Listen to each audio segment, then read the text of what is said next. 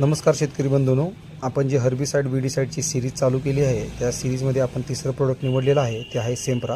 हे धानुका कंपनीचं प्रोडक्ट आहे। याच्यात होलोसल्फ्युरॉन मिथाइल 75% WG फॉर्म्युलेशनमध्ये आहे।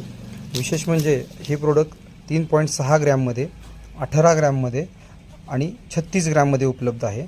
हे इम्पोर्टेड प्रोडक्ट असून हे टोकियो जपान इकडून भारतात आयात झालेलं आहे।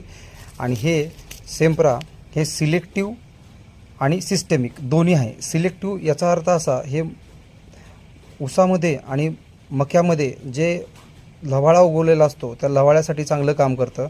लवाळ्यासाठी रामबाण तणनाशक जर कोणता असेल उभ्या पिकामध्ये तर हे सेम्प्रा आहे।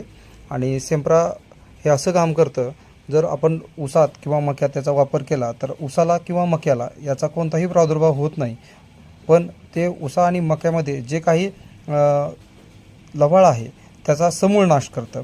समूळ नाश करण्याचे दोन रिझन आहे, कारण याचे मोड ऑफ ॲक्शन असे आहे, हे सिस्टिमिक असल्यामुळे हे आंतरप्रवाही आहे। आंतरप्रवाही असल्यामुळं जेव्हा हे पानामध्ये पडतं, पानातून पर्णरंध्रातून जेव्हा मुळापर्यंत पोचलं जातं आणि मुळात पोचतं आणि ते लवाळ्याला जवळपास 1 ते 7 अशा छोट्या छोट्या रायझोम्स म्हणजे छोट्याशा गाठी असतात, ज्यातून लवाळ्याचा प्रसार होतो आणि ते कंट्रोल करायचं काम ह्या लवाळ्यासाठी सेम्प्रा हे चांगलं काम करतं। जेव्हा हे पानावरती पडतं तेव्हा काय होतं, ॲसिटोलॅक्टेट सिंथेस एन्झाईम याचं प्रोडक्शन थांबलं जातं पानांमध्ये आणि व्हायटल अमिनो ॲसिड बनण्याची प्रक्रिया थांबली जाते।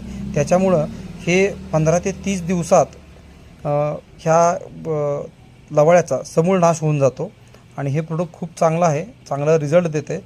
आणि मक्यासाठी आणि ऊसात वापर केला तर तुम्हाला नक्कीच याचा चांगला बेनिफिट दिसून येतो। नक्की वापरून बघा। धन्यवाद।